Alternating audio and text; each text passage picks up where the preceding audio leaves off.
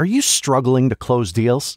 Cold outreach is wasting the time of both the buyer and seller at every stage, especially when sellers are using shallow and outdated data.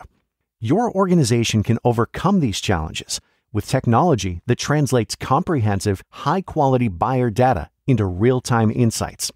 These deeper insights empower sales reps and teams to adopt the habits of top performers, which leads to better outcomes, like more pipeline, higher win rates, and larger deals. We call this deep sales. And we've built the first deep sales platform with the next generation of LinkedIn Sales Navigator. Right now, you can try LinkedIn Sales Navigator and get a 60-day free trial at linkedin.com/trial. That's linkedin.com/trial for a 60-day free trial. Let LinkedIn Sales Navigator help you sell like a superstar today. Just go to linkedin.com/trial and get started. Just a quick content warning. We briefly make mention of suicide, so if this is a sensitive topic for you, please listen with care.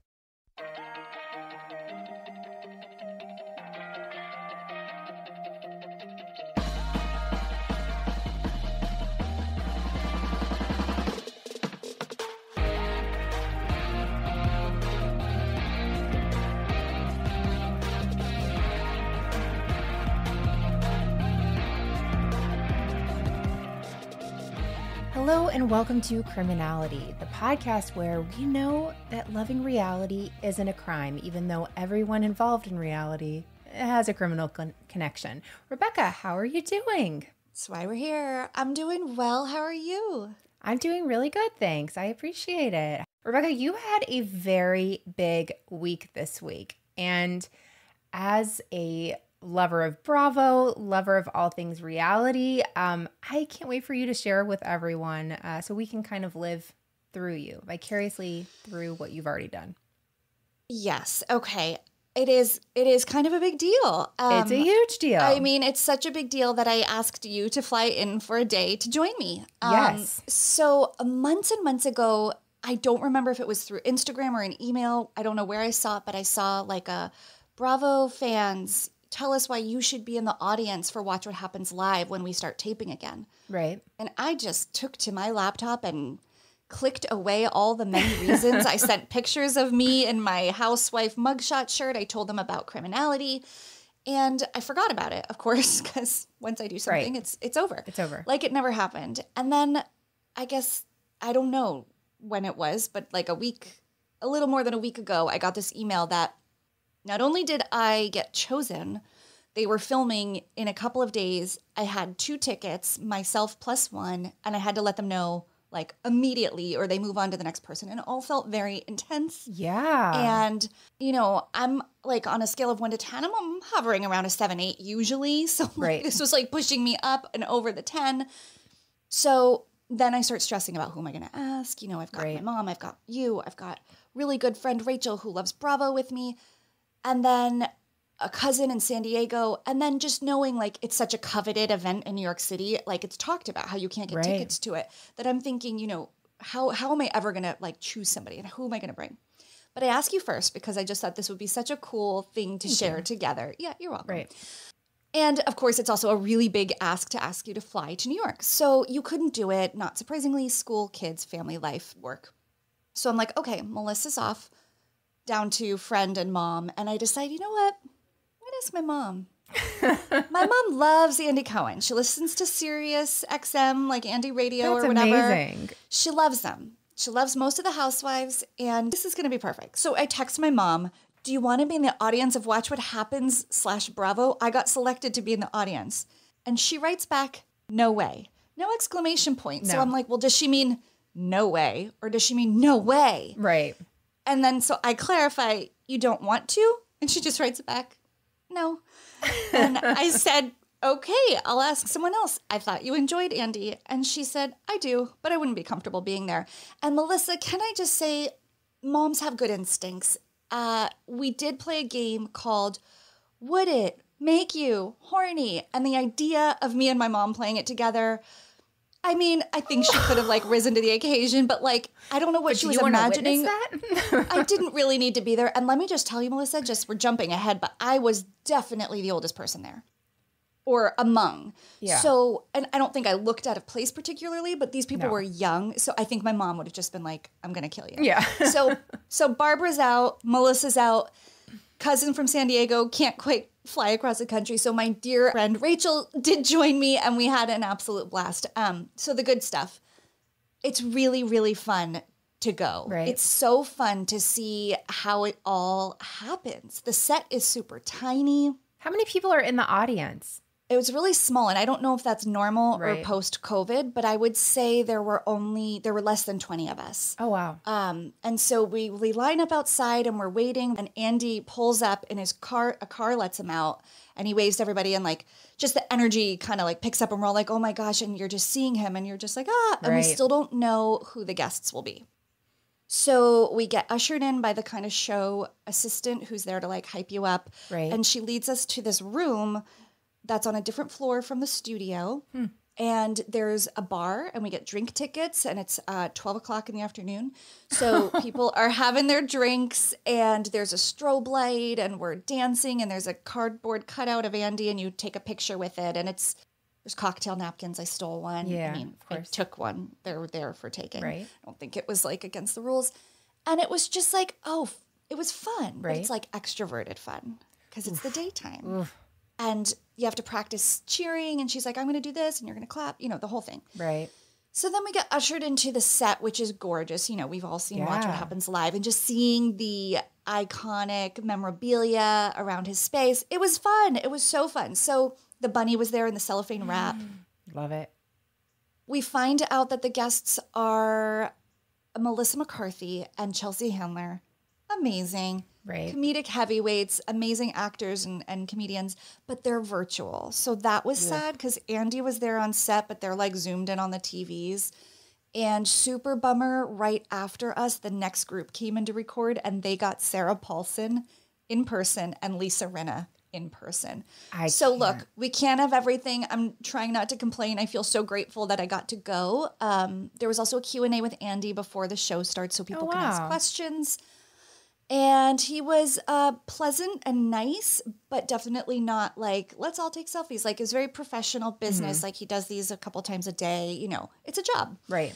But he was lovely. And he did say the Roni reunion is absolutely happening. It's just been a nightmare of schedules, and that's the only delay. And that was last Tuesday. And then, of course, since then, it is officially not happening. So I was like, what? Because I took him at his word. I mean, he's like, it's literally just their schedules. It's just been a nightmare. So I don't obviously believe that anymore because there's no way they can't work out schedules. So, yeah. It's their job to do these things. It's their job. They obviously don't want to have one, and I have thoughts on that, and I think it's really a bad precedent. I don't care how bad the season was. I think they all need to get up there and talk about it. Yeah, I don't know. Maybe it's a good strategy. I think we were talking about this, like leaving people wanting more. Yeah, like, we'll be so ready for Roni when it comes on, but I don't know. I think it warrants a reunion. Yeah, it'll just be people not doing reunions. It's like when one person learned that you could walk off stage. Now everybody walks off stage. That's like the big thing. So Right. no thanks. Not interested. Yeah, no thanks. So it was really, really cool. And then I was exhausted. I was just so tired from the like being on and clapping on demand and like screaming. But it was really fun. It was really just cool to see it all happen. So yeah, in my head, I absolutely think it would be the most fun, but I would just bring a pillow because I could not stay up after that. It's too much excitement and stuff. And so much excitement and energy. And I think I passed out really early that night. I might have even had to record that night.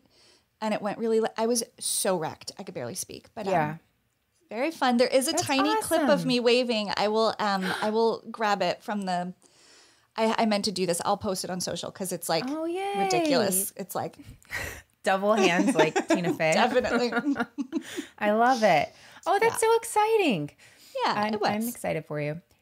So this week, the episode we're doing is reality related, of course, but I definitely gave 3 clues. And my 3 clues were SNL, assistant, and mullet. Yeah, and the Google search, just so you know, gave me nothing. I Googled it because I got so curious and I Sure. can't figure this one out. So I didn't dig through the Google results. I Googled and was just like, I have no idea. Just sketches came up and I didn't know. Yeah. So if I were to tell you that, if I were to mention Joe Dirt, would that help at all? Is that, well, This that's, is Joe Dirt. yeah, that's a character. That's That's Dana Carvey. David Spade. No, it's, actually, they are transposable.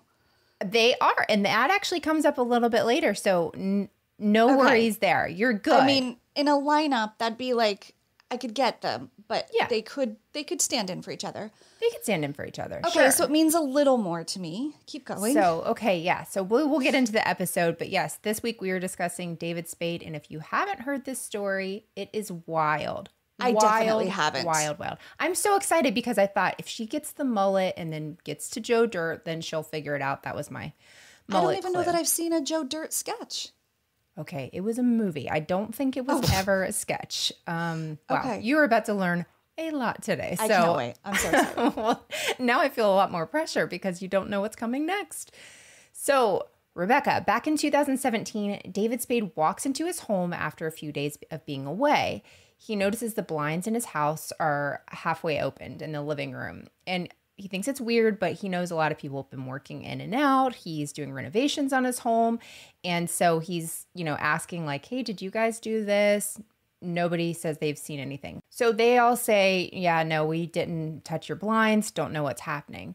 And so he kind of shrugs it off, but he can't help but think that like someone's been going through his house and he doesn't know who. So before he goes to bed that night, he goes into his bathroom to grab this shotgun he has to bring with him after, like whenever he goes to sleep. So as he goes in to get this shotgun that stays by his safe, he notices the safe is no longer there. Oh. Someone's taken it and gotten away with about $80,000 in goods. Even his mom's wedding ring, like I hate whenever that happens. Like, So sad. That happened in another one of our stories. Yeah. The bling ring one. Someone lost Yeah. a family heirloom. That's so sad. super sad. And so back in 2017, though, when this happened, other stars actually had break-ins. Nicki Minaj, Alanis Morissette, and Scott Disick. They all had break-ins as well. And while this would have been more than enough to shake someone up, this isn't the first time David's been victim of a crime. The story we're talking about this week is much more scary and more personal. Everybody lives, but it's wild. So no idea. no idea. Okay, No. I learned this story maybe 2 years ago when I listened to his audiobook. I was painting and I was like, I need a comedian audiobook. That'll help. And it really did. I got through several rooms, but Nice. it's quite intense. So Okay. when you hear the name David Spade, you might think of, him being a comedian, buddy of Chris Farley and Joe Dirt. There's your mullet. And reality TV might not come to mind. But this summer, David took on being a co-host of sorts on Bachelor in Paradise after the exit of Chris Harrison. So Right. And that's people how I got loved to him. sneak this one in. Yes, he was so good. He joined Titus Burgess and Lance Bass on this season. And in my opinion, and like Rebekah was saying, he was a really great addition. One person even called him Dave Chappelle, but he's able to go with the jokes. He's very self-deprecating, sarcastic, which is truly my love language. That kind of humor is my thing. And so while some people think, this comedian coming onto this island just to dump on people he doesn't actually know, it's kind of weird. He's actually been a very long time viewer of The Bachelor. And I during love it. various runs of his talk show, he's had different guests there, different contestants. He used to do a lot, I don't know if he still does, Instagram stories of him talking as he's on The Bachelor while watching The Bachelor, kind of making jokes throughout. Yeah. And so he had, Chris Harrison on the show, all of that. He's very close to Bachelor Nation, very Bachelor Nation adjacent. And they kind of accept him because it is this big name. It's like a Jerry O'Connell with Bravo. We love having him, right? Yes. It's just this person that you're like, you don't belong here, but we like you here. Great. Thanks for being here. And it's like a form of flattery too, the imitation. When a comedian does it, if it's done in the right way, it feels like they're on the same team. They're not totally roasting. It's like somewhere nice in the middle. Right. And him being on there, I think, was a good nod to that he's like having a good time with it. He knows they're having a good time with it. Yeah. So it's not just, it would have been weird if it was just like Anthony Jeselnik or somebody who just roasts people. He like really, really liked this show. Yeah. So I think it was a really good call on ABC's part.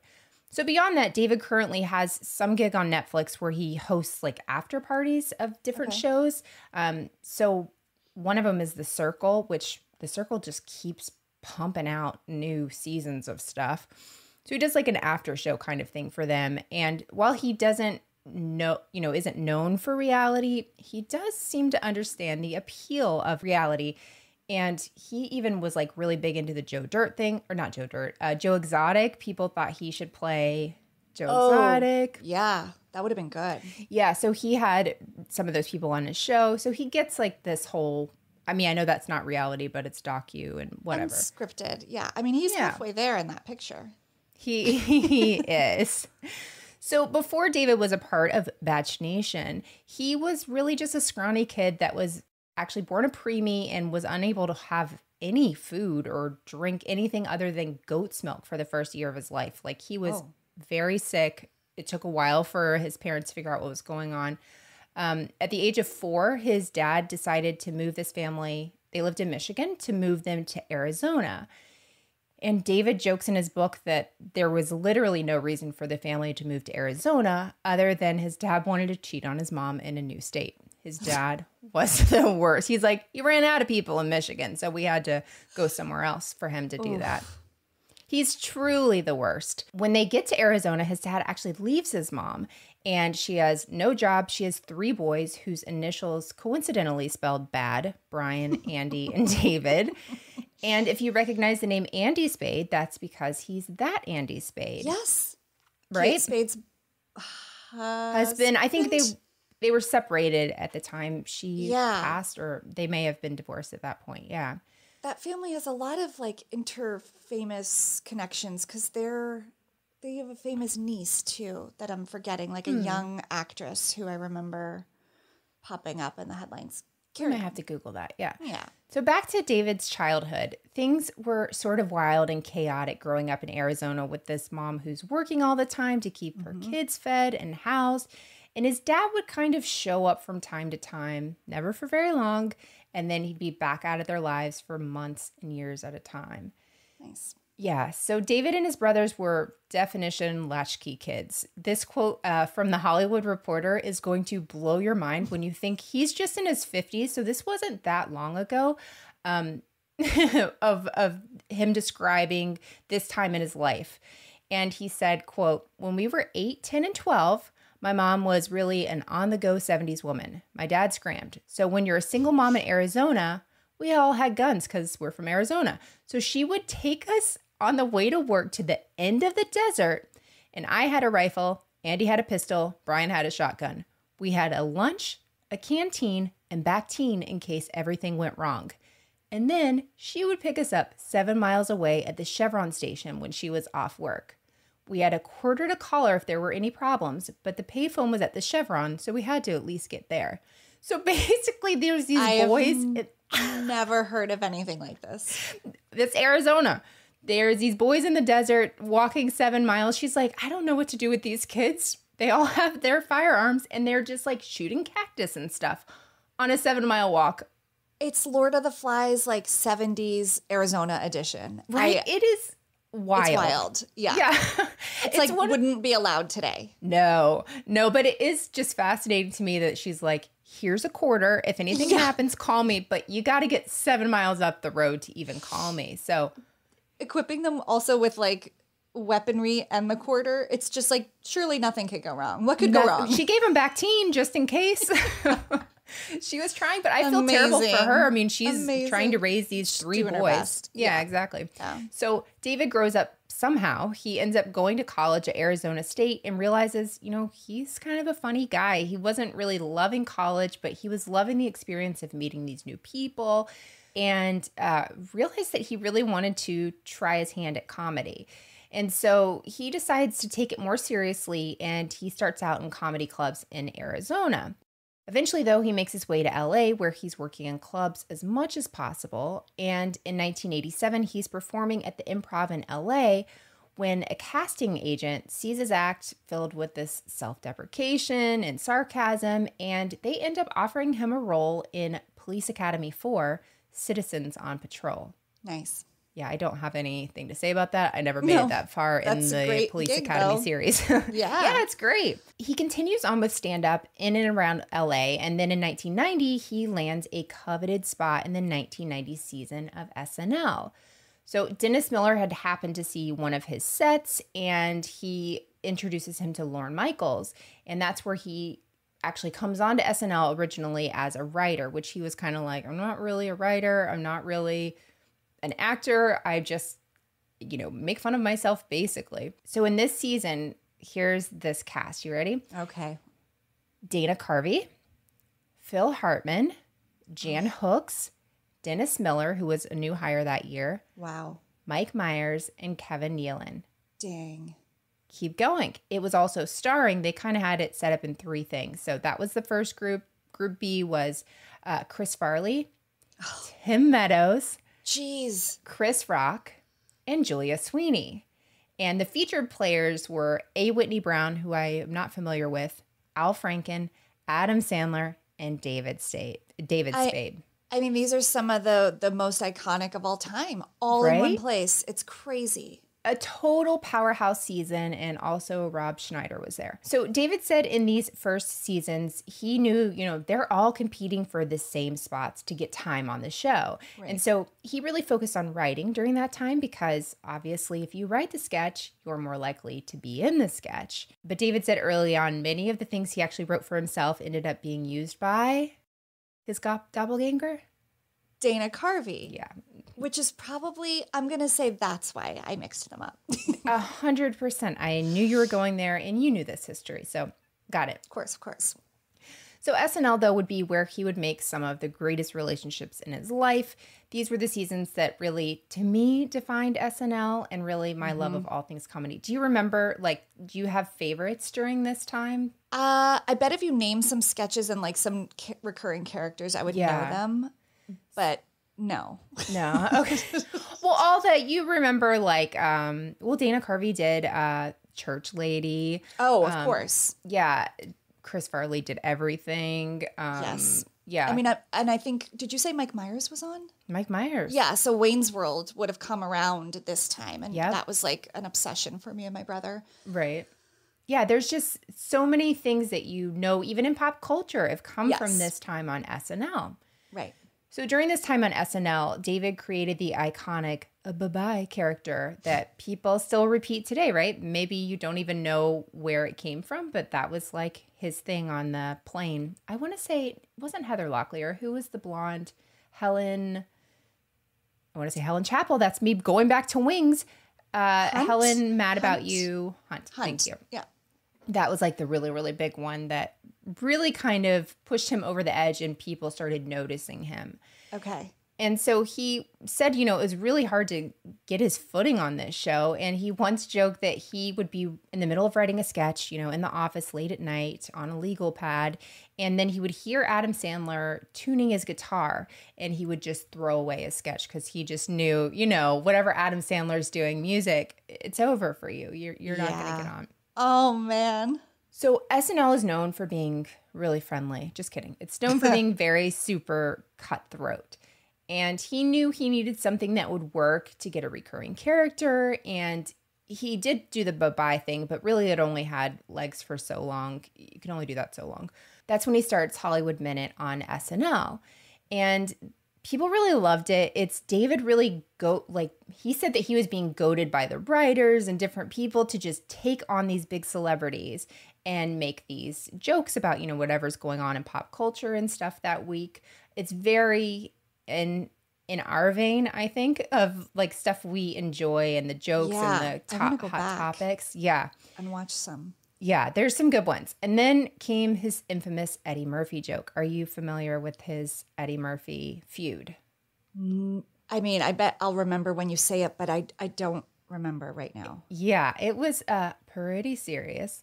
Did he really tick Eddie Murphy off? That sounds... Oof. That sounds like something you don't want to do. So yeah. One night on the Hollywood Minute, he says in between several jokes, he's done 5, he does this one, and then there's 8 more. So just kind of a joke that he makes in there.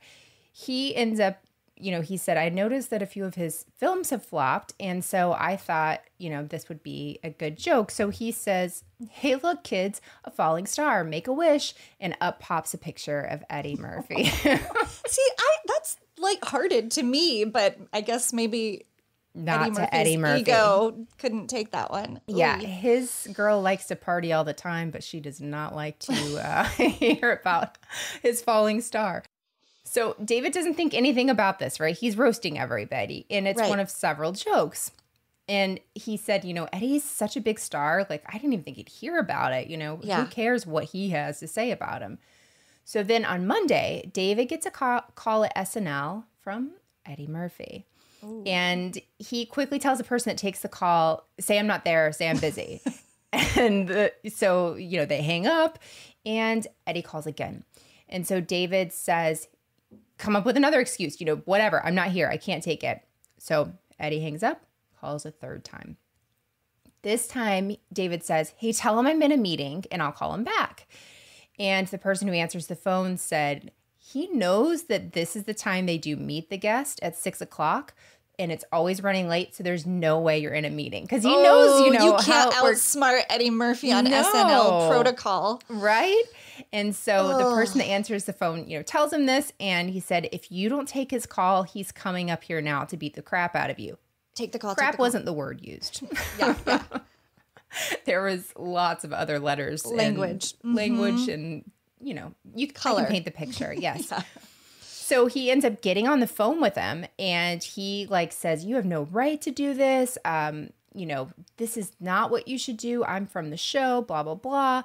And he says, he's totally shocked. He feels terrible because he thought it was a very, innocent joke. Yeah. Almost like a throwaway, in the grand scheme of the things that he was saying, this was nothing. Yeah. And he said, to me, he's such a big star. This can't touch him. Sure, he might have had a few movies that flop, but he's still Eddie Murphy. Everyone knows Eddie Murphy. Have you ever had that moment when you're leaving the house and you wonder, did I lock the door? Or worse yet, you start spiraling and you imagine all the what ifs. I used to feel that way all the time, but it wasn't until a few years ago when I heard about a break-in just a few blocks away that I realized I needed to really step up my home security game. And now I can spiral about the what-ifs on things that don't matter, like reality stars, instead of the what-ifs of home security. We've had Simply Safe protecting our house for the last few years now, and it's a total game changer. With Simply Safe's Fast Protect monitoring, I know within 5 seconds if something's actually up, and the lifeguards can actually speak to intruders to stop them. That's faster than a reality TV star can throw a drink. One of the things I really love the most is you're not locked into some over-the-top 90-day fiancé level contract drama. Simply Safe is actually affordable as well, less than $1 a day with no hidden fees, so it's easy to love.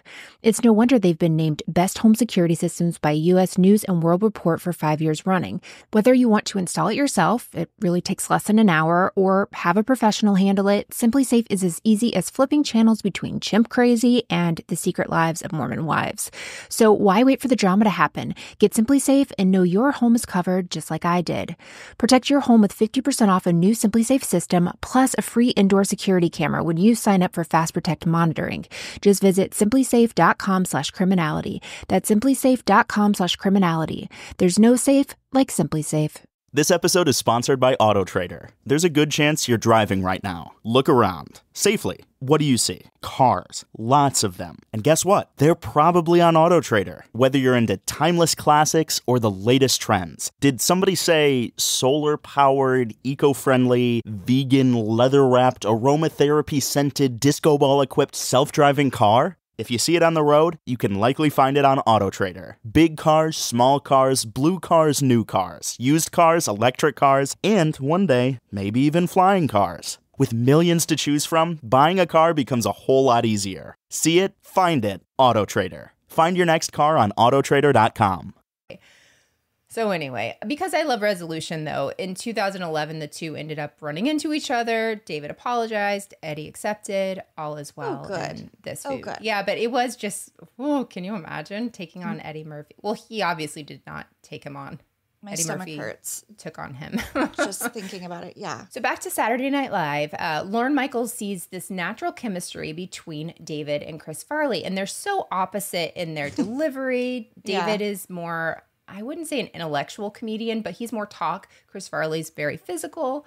Together, they are hilarious. Yes. And so that's whenever Lorne decides to produce 2 different buddy comedies with Chris Farley and David Spade. There was a third one in the works, but unfortunately, Chris Farley passed away in 1997. Can I tell you, I very much remember, well, I graduated in 2001, but I remember in 1997 crying at school, being so upset that Chris Farley died. Oh, Melissa. That's so sad that I was like 15 years old, so into SNL. That's not sad. That's super cool. Yeah, I loved it. I really did like when the Chris Farley Saturday Night Live, I guess it must have been a DVD. That was the first DVD I ever owned, like his best of. I loved it. Yeah. So I guess I won't ask you where you were whenever Chris Farley died. I obviously remember when that happened. You mentioned graduating in 01. I graduated in 97, so I was a senior in high school. Okay. So now everybody knows how old I am. yeah. It's fine. It's got really warm in here. But yeah, it was tragic. It was awful. Terrible. Yeah. Super, super sad. So these 2 movies, though, really are 2 of my favorites, Tommy Boy and Black Sheep. Okay. They're great. I don't want to have my daughter watch them because I don't know if you didn't watch them at the time, if you could find them as appealing. Endearing. Yeah. I don't wonder how they aged. I don't know. Not great. I'm certain it didn't age great. But to me, they're really just classics. And David really plays the same character in both of these. Chris really plays the same character in both of these. But you love them together, and it's so fun.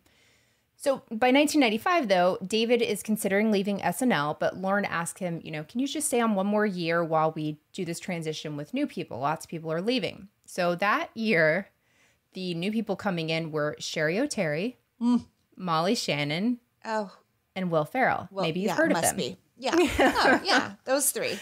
Right. So during this last year, he ended up having a weekly segment called Spade in America. It's really the Hollywood Minute, but they did it weekly. So it was part of Weekend Update, really, was his whole Spade in America thing. Okay. So then in 1996, David leaves SNL. It's kind of a big risk because he was never really the starring guy. He was kind of the buddy and everything.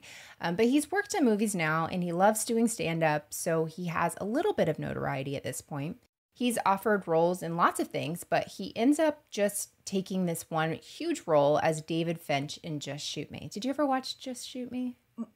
Yeah, it wasn't one that was really on my radar. I knew people that really liked it, but it just felt a little older for me for some reason. Yeah. Because I'm really young. I graduated in 2001. Yeah, thanks. Wanted to tell you that. Just didn't know if it would be your thing. Is that your thing? It's a little older. I'm sure it was my demographic, kidding. And I just totally missed it. I'm totally kidding. I'm kidding. So he ends up doing this from 1997 to 2003, which is great to come off of SNL. We see these people sometimes come off, and you never see them again, which is always kind of sad. So it wouldn't be the only long-running TV show he was on. He was also on Rules of Engagement. I remember the name, never saw it. Yeah, I can picture him in a lot of TV shows now that I think about it. Right? And I call that one the one with Putty from Seinfeld because I didn't know anybody else in that show. And that's another one I never watched, but knew it was on. Sure. I feel like it was age appropriate, but I still didn't watch it. And 8 Simple Rules, which he came on after the death of John Ritter. He was, I can't remember what his spot was. I watched that show when John Ritter was on. I did not. Yeah, I loved John Ritter. I got to see Washington, D.C., maybe my senior year, a play with him and the Fonz, Henry Winkler. They were in a play, and that's one of the coolest things ever. Yeah. Yeah. So back to not me. But basically, really, if there is a role for a sarcastic but lovable jerk, David Spade is your guy. But in 2001... that changes when Adam Sandler offers David a starring role in Joe Dirt. I know this movie is so ridiculous. You've never watched it? It doesn't seem... No, but I love Adam Sandler movies. I didn't even know about this one. You can tell this is a New York, Florida thing because this was a little too close to home at times watching this movie. I'm related to some Joe Dirts. Am a Joe Dirt. It's Stop. okay. Wait, so like what year-ish are we? 2001. Okay. There was a lot going on in 2001. There's just some pockets of time I can't account for it where like, or I'll know something really, I'll go really deep and specific into something, but then I'll miss an entirely other part of pop culture or the world. Right. I guess that year was one of them. I don't know. I don't remember this. But Yeah, that's okay. I think that is never a strike against you. It's a strike against me for my love of it.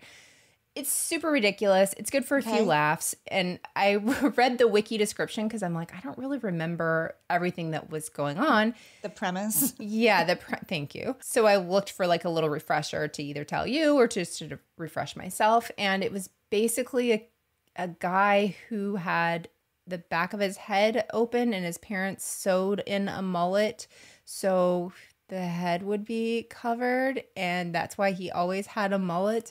And then he also carried around an asteroid, but was actually a big thing of poo that came from, I think, an airplane. So when I tell you you didn't miss anything, you didn't miss anything. Aspiring writers, take heart. I mean, any idea? There are no bad ideas, apparently. This got made.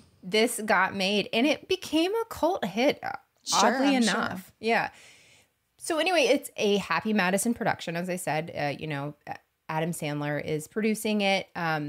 It teams David up with SNL alum Dennis Miller, as well as Christopher Walken for some reason. And yeah, it did okay in the box office, but it really, like I was saying, had a huge cult following. They even made a second movie in 2015. Now, here's where I should be embarrassed, Rebekah. It debuted on Crackle, and my husband and I watched it the day it debuted on Crackle. In 2015, Melissa should know better. Yeah. 2001 Melissa. It's forgivable. She was young. Yeah, she was young. She had her whole life ahead of her. 2015 Melissa's like, I'm so glad we have Crackle for no reason on our phone, on our TV. We should watch this. And I enjoyed it. I enjoyed it. I was waiting for it. No, that's the worst part. No regrets. So, yeah, very ridiculous, but it's a funny, dumb, stupid thing you don't have to think too much about. And you know we love that. Absolutely. But Joe Dirt would prove to be incredibly important to both David Spade and to our story. I'm in it now. At the time our story takes place, David is editing the movie Joe Dirt with the help of his assistant named Skippy. Skippy's not his Christian name. It's David Warren Malloy. But David was like, hey, there's two of us. Do you have a nickname? And he was like, Skippy. So he became Skippy. Match. At this point, David's known him for about 5 years. He's been his assistant for about 3. He's a pretty big guy. He's 6'3", about 300 pounds. And David, David's like 5'7". I don't know how much he weighs, but $150. Slim guy. Would, be beyond what he could weigh. Yeah. So David and Skippy are buddies, but Skippy really always wanted a career in Hollywood. So he's like Hollywood adjacent. There was one story in his book where he talked about getting offers to get baseball tickets, I believe. Like the studios would offer David, and he was like, well, if they give you that, they want something in return. So he would always decline. Until one day, I guess he went to say he wanted to get the tickets, and they were like, yeah, we've been giving them to you. But in fact, Skippy had been the one taking these tickets all along, and David didn't know. So his assistant's been going to all these games. Maybe not a good idea here, Skippy, doing this and your boss not knowing. But David was like, he was my friend. He was doing a good job. I told him it was a dumb thing to do, but don't do it again. Yeah. Yeah. Shady, though. Shady for sure. So, and like how easily somebody could figure that out, that you've like been to these games. That's like a lot of lying you have to do to not accidentally screw that up. Yeah. And that says a lot. Like if you're not afraid of that potential repercussion, it's a certain kind of person. So yeah. So Skippy was performing stand-up around the area and is really just looking for his big break. And so while David and Skippy are editing Joe Dirt, he looks at the screen. Kevin Nealon's in this part, and he says something to the effect of, really angrily, Kevin Nealon stole my effing part. Again, more colorful language. So to back it up just a little bit, in Joe Dirt, Kevin Nealon has this small role as a greasy mechanic. The role is so small, it's even uncredited. Like Kevin Nealon's just in there for a few minutes. Apparently, though, when David was talking to Adam about this movie and different parts, he thought, I could give this part to my buddy Skippy. He didn't tell Adam that, but he just kind of thought that. So unfortunately for Skippy, after David's mentioned it to Skippy, like, hey, I want to put you in this part in the movie, Adam Sandler actually calls David and is like, this part of the mechanic, wouldn't it be fun if Kevin Nealon did that? And David was like, yeah, Kevin Nealon's great.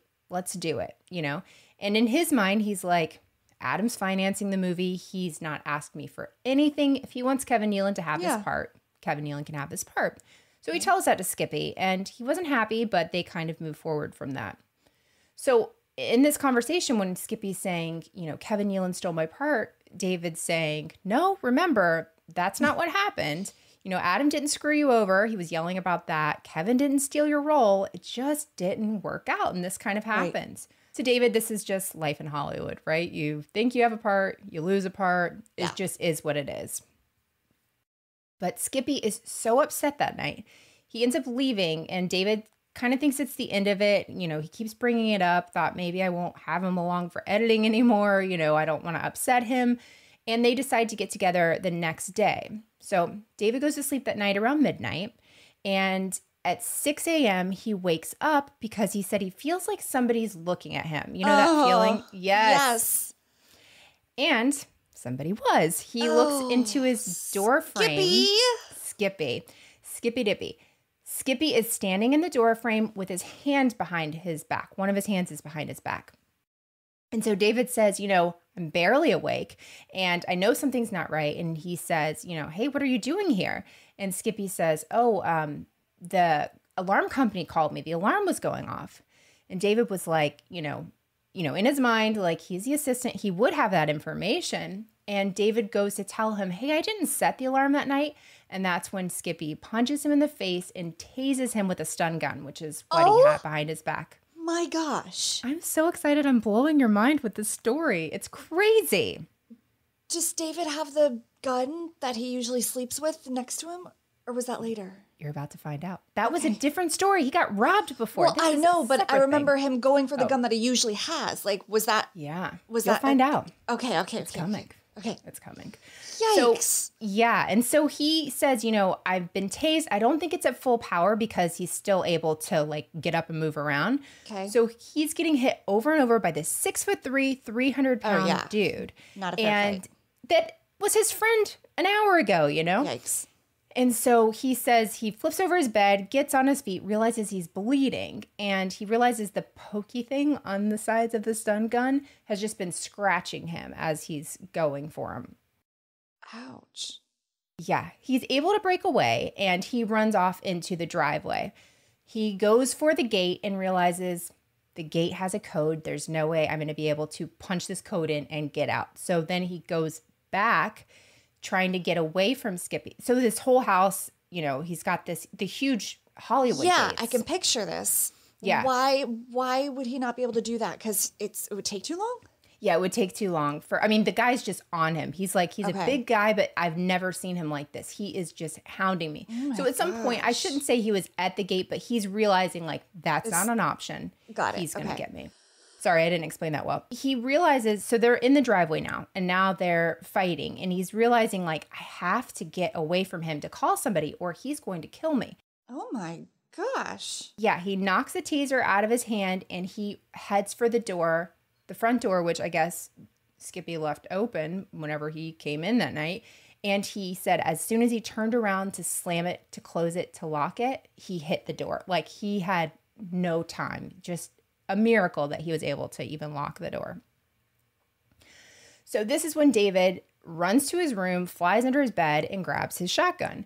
He realizes, I'm going to have to shoot my friend. And, this is my friend for years, and now he's literally trying to kill me. So he goes into the bathroom, calls 911, and they say, hey, go out in the alley. So I don't really know the setup of his house, but they're saying, go in the alley and wait for police. He's like, absolutely not. The last time I saw him, he was outside. I'm not doing it. Yeah. And so he realizes when he's standing there that everything's wearing off. The stun gun is wearing off. His adrenaline is wearing off. He realizes he's bleeding and he's like, I'm going to pass out. Like, I'm just freaking out. And he's like, nobody's going to find me. He's going to come in here and finish me off. So he says, he grabs his shotgun and says at the door, because he thinks he could be inside. He says, first, I'm going to shoot you in the leg. Then I'm going to shoot you in the face. Like, he's trying to warn this person who's been his friend, like, you got to get out of here. Like, I'm doing everything I can not to actually do this. Yeah. Can you imagine this for a second? I cannot. Pick a friend and this going on, and what do you do? I mean, I think he's doing everything right so far. Yeah, I think he's doing everything he could. He clearly really does care about this guy and does not want this to happen. Of course. So he ends up coming out with his gun. Skippy's not there. He's walking by windows, not seeing him, but he's just like, there's a lot of windows in my house. He says it in a funny way. He's like, there's a lot of windows in my house because I have a mansion. And, going through all of this. The way he tells the story is fascinating, by the way. But is it in his book that you read this? Yeah, it's in his book, but there's been other interviews you can see. Okay. I'll link them in the show notes. But he ends up going back outside. He's holding his shotgun. The police see him, they've arrived now, and tell him to put down his shotgun. So they talk to him, ask him what's happened, and David says he doesn't know who did this. He says, someone broke in my house, gives a description, but doesn't say, hey, it's Skippy. Someone he knew was there with him and were like, hey, if you know something, you need to say it. But he knew this was going to ruin the guy's life forever. That this wasn't him. This was, a terrible thing, but he will go to prison and this is it for him. He's just hoping, like, I don't know. He's still not that long after he's woken up. I don't think everything's, Yeah, maybe he's in shock.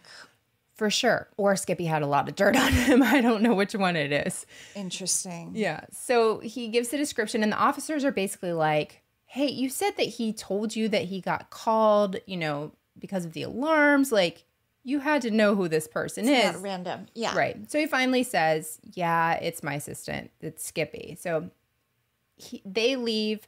They search for him for hours. He's left the property.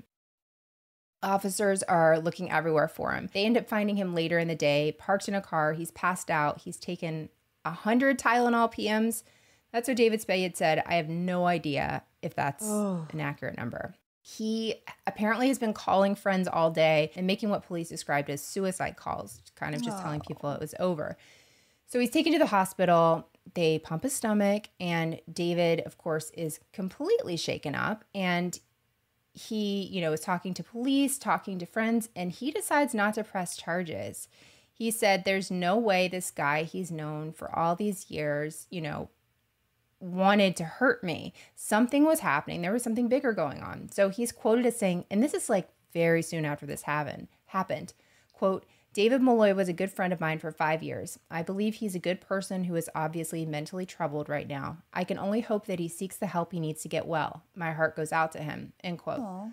So whatever you think about David Spade, I actually think that's like incredibly, very generous. Right? Incredibly gracious. He could go after this guy, get him in prison forever. Yeah. Officers later told David that they believed that Skippy's entire plan was to break in the house, take David's shotgun, because he was the only person that knew David kept it under his bed, shoot him, and shoot himself. And David, waking up, throws a wrench in this plan, obviously. Right. Skippy later claimed that he was on a lot of cocaine that day or had taken a lot of cocaine, and his lawyer claimed he was in a cocaine-induced psychosis, which was the only motive they could find for why he'd want to kill his boss and his friend.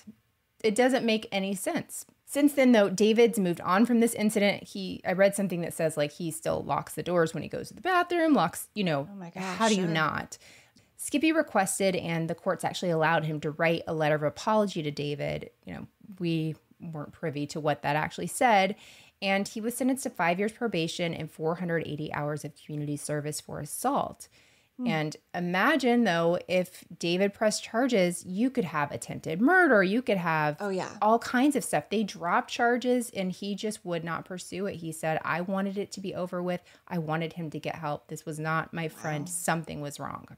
Again, so generous. And this drug-induced thing, I get that the drugs might have compelled him to physically act something out that he might not have otherwise in a sober state. But I feel like there has to be some deep-seated resentment, jealousy. Yeah. Like he's not making it and it's just like he won't accept that anymore. And it just seems like he got himself into a place where he could go through with that. Yeah, it has to be. I don't think it was just so random. Yeah. No. I think it has to be years of something building. Right. And that Kevin Nealon thing just pushed him over the edge. But yeah, it's I don't know. It's really sad, and it's so sad. And how do you get another assistant after that? Like the interview process must really change. So I saw like several clips of him being interviewed for this. And one was Anthony Jeselnik. And he was like, hey, David, how do you vet your first question? How do you vet your assistants? He's like, not very well. Yeah. I mean, what do you like? How would you change the process moving forward to make sure that doesn't happen again? He says now he picks very small people that are smaller than him or people he can take on. That's like his. Honestly, I mean, it's not even a joke. No, I know. But that's where he's like, I pick the ones that I can take on. I'm like, no, that actually makes a lot of sense. Wow. Yeah. So since the incident, David's really moved on. He's kept himself very busy. He made a return to TV back in 2005 with the Showbiz Show with David Spade. It was on Comedy Central, 3 seasons. I loved it. It's sort of like very familiar to his old time on doing Spade in America and the Hollywood Minute. And then in 2019, he hosted Lights Out with David Spade. Did you hear about that? I heard about that. Okay. I have really not followed his career. I haven't watched it. I know. I loved it. It's very him doing his little quirky monologues. Sometimes the guests are like interjecting into his monologue, which was really funny. Okay. And it was very Chelsea Lately, how they had like the round table and stuff. Mm-hmm. So sometimes really funny people would be on there, and sometimes people's publicists would put them on there, and you could tell the difference between a funny person and somebody here to, promote Sharknado 4. Yeah. So unfortunately, though, in March of 2020, it was shut down for failure to pay the electricity bills. Just kidding. It was COVID. Lights. I was like, oh, lights out. That's a fun pun. Oh, I didn't even mean to do that. That's poetic. Nice. So Comedy Central didn't bring it back, which to me was so dumb. It didn't seem like it would be very expensive to produce that show. Right. But before it was gone, he had a really amazing special that was a little different than others. He ended up having a few of the Weekend Update hosts on for a reunion. This got some press whenever it happened. It was Kevin Nealon, Dennis Miller, and Norm Macdonald. Fun.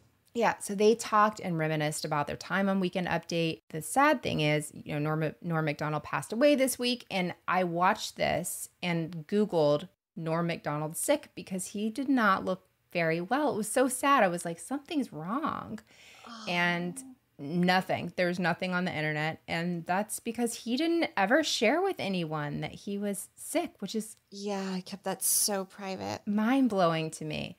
And I've been all in my feels about Norm Macdonald dying, by the way. Yeah, my husband was like, I don't know if you'll grieve this much for me as you have for Norm Macdonald. And honestly, if my husband had made some of my favorite interview clips of all time and put them on YouTube, maybe I would. Right. So that's on him. Totally. Like, it's just bringing up a lot of feelings like from when Chris Farley died. Because like you really connected with their work and I get it. And I'm going through some things. Yeah. But no, like, people, whenever somebody dies a celebrity, it's like, RIP this person. I'm like, I saw you do that last week too. You didn't know the person. You didn't care. And there's like a grief group that does this kind of thing that makes me crazy. I mean, I shouldn't, but it bothers me.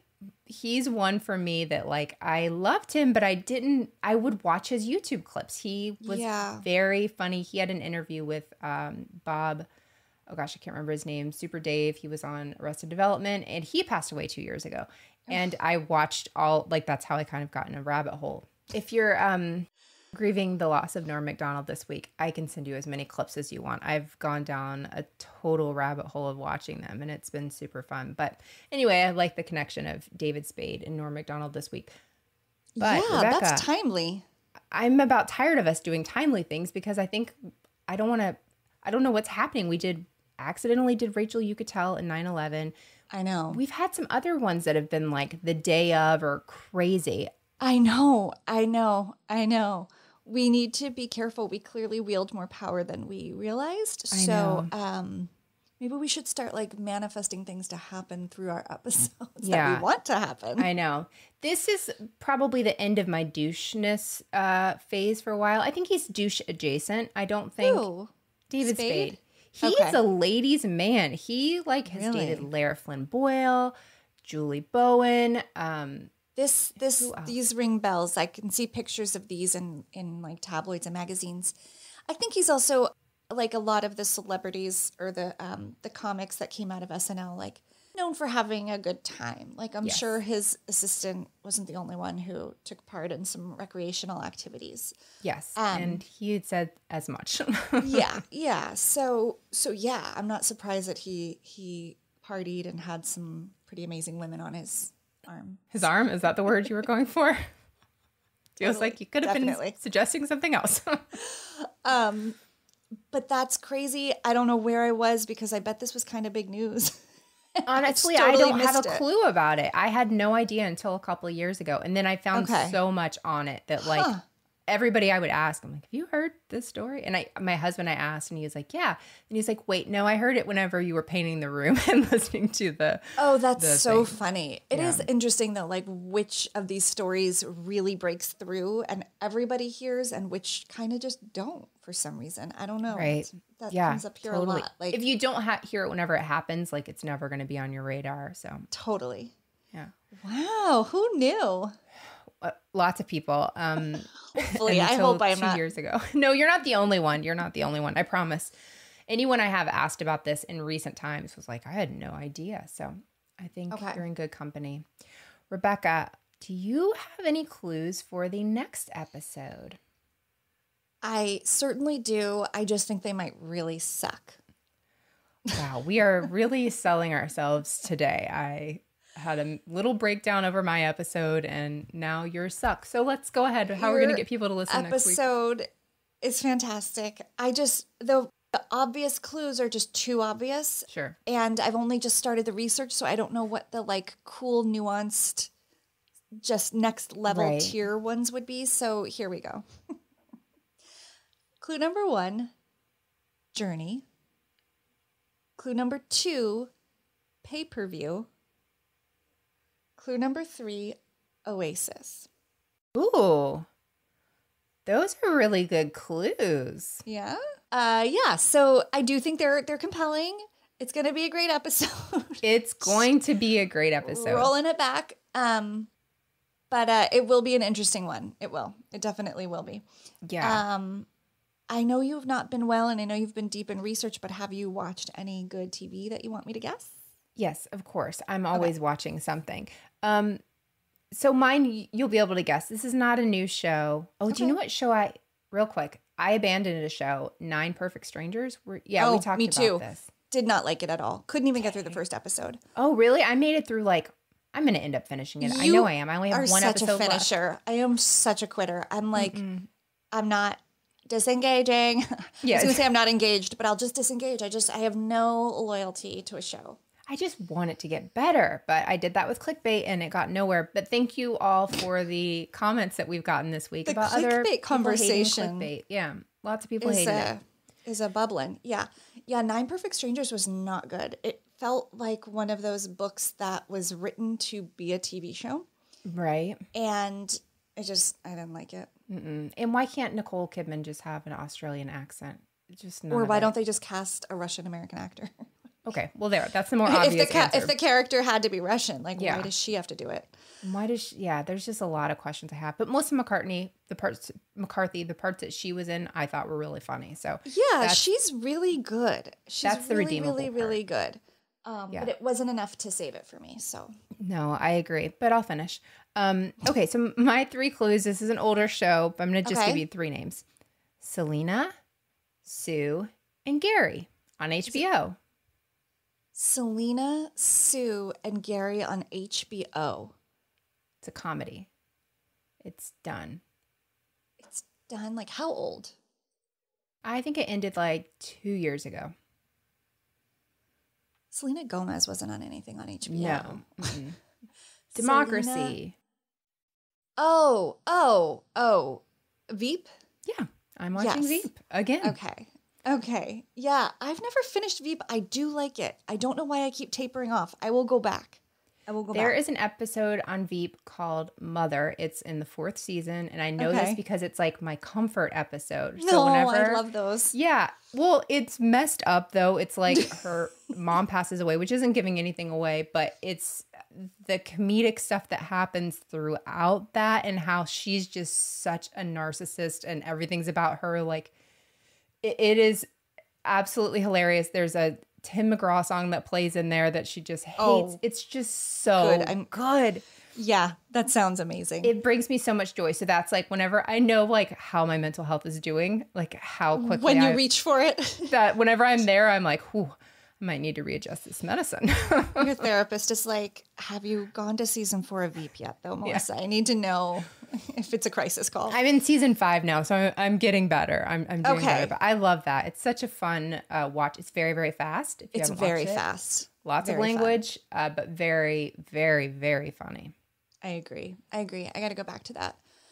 I have a really unsatisfactory answer for this too. My clues, this is not my week to shine. I'm telling you, I felt like I wasn't there for you for your story because I hadn't seen all these movies. No, you were fine. I really enjoyed hearing the story, but I didn't participate in the way that I would like. So I watched so much that isn't, typically it was just a lot of Bravo. And so I started a lot of shows and I stopped a lot of shows. And this is one of them. I had high hopes for it. I won't say anymore. We can talk about it after. But here's the clue. I don't think you'll get it. It's kind of obscure. It's British. I watched it on Acorn. Okay. And here's some clues. One was British. Staircase, murder mystery. Or mystery, actually, just mystery. I don't have any idea. Yeah, you wouldn't. It's very new on Acorn. And I'm like, this seems like just the kind of like fall spooky season coming show I want to watch. It's called Finding Alice on Acorn. I am going to give it one more episode because I'm intrigued. So this woman moves into this brand new house that her husband designed. I think he's an architect. They have one daughter. And he dies like the first night they move in. She wakes up and he'd fallen down the stairs, a la The Staircase, the true crime doc. And I definitely think they're tongue-in-cheeking it a little based on that real documentary and that real case. But it's set in Britain and it's like one of those British style comedies where it's like someone dies and it's super sad, but it's also kind of funny. Right. But it's moving in a weird way that I didn't expect. But basically everybody's like, wait, did the wife do it? And they're starting to suspect her. But she doesn't seem to have done it, but I don't know. Ooh. And I'm going to give it one more try because I like the actor. It's like, I like the concept. It just didn't hook me. And I feel like all I did was quit shows this week. Start and stop. But let me tell you, you aren't still wondering what's going to happen on this stupid 9 Perfect Strangers, even though you don't even care. Again, that's true. Hoping for all of them to just does not keep me up at night at all. No, I don't know. I don't know. That's why I didn't start Emily in Paris because so many people hated it. I was like, I'll have to finish it. Yeah, and that will be time I'll never get back. Yeah. That was so fun when everyone was just actively roasting that show. That was like kind of a fun experience. It was. I did listen to Watch What Crappens do a review of the first episode. I did too. I didn't even watch it and I listened to them and it was blissful entertainment even without having seen it because they can do no wrong. But yes. Yeah, so I'll give it one more try and let you know if I recommend it. Right now I would say like a meh. So maybe wait. Okay. Fair enough. All right. Yeah. That sounds good. Cool. Well, Rebekah, thank you so much for doing this. We should do this again in 2 weeks. That sounds like a plan. I'm going to go get ready for the next episode. This was great. And thanks everybody for listening. You can follow us at Criminality Show across all platforms. That's what those are. Yeah. You can watch this on YouTube. Hello, if you're watching us on YouTube. And Melissa has a show every Tuesday called Moms and Murder. You can find her there. Thank you guys so much for listening. Rebekah has a show called Dialogue that you can find every Wednesday. And she just interviewed the people who did the Lula Rich documentary. That's what I should have said. I loved that. That was great. We should have talked about that because we both watched it. And we both loved it. What a great, fun series. So fun. And here's my question. How do people keep agreeing to do these documentaries whenever it doesn't paint them in a great light? Well, I don't, and it's fine if you didn't. I don't know if you listened to my interview, but I asked them, I'm like, how did you get access? How did you convince Mark and Deanne to sit down and tell this story? And they were like, we just told them, we're going to tell this story. You want to be in it or not? Like, we're making it with or without you. Wouldn't you want your perspective shared? And I think they thought it was going to be like a really fun fluff piece or something because I don't know why else they would do that. But I'm so glad they did. Yeah. That happens a lot though. People were like, why would you be a part of this? And I guess that is why you'd want your side to be on there. Yeah, I think there's also some like denial and disconnect of like wrongdoing or how this will be perceived because they think surely like the good we're doing and the positive stuff will outweigh any like little noisy, pestering, nagging problems. Yeah. And it just so didn't play out like that, which is awesome to watch. But yeah, that was a good doc. Yeah, definitely watch that if you haven't. It's on Amazon Prime, right? Amazon Prime. Yep. Awesome. And listen to Rebekah's interview with the directors. Sure. Yeah, they're really cool. Thanks, Melissa. Thanks, Rebekah. See you guys in 2 weeks. Bye.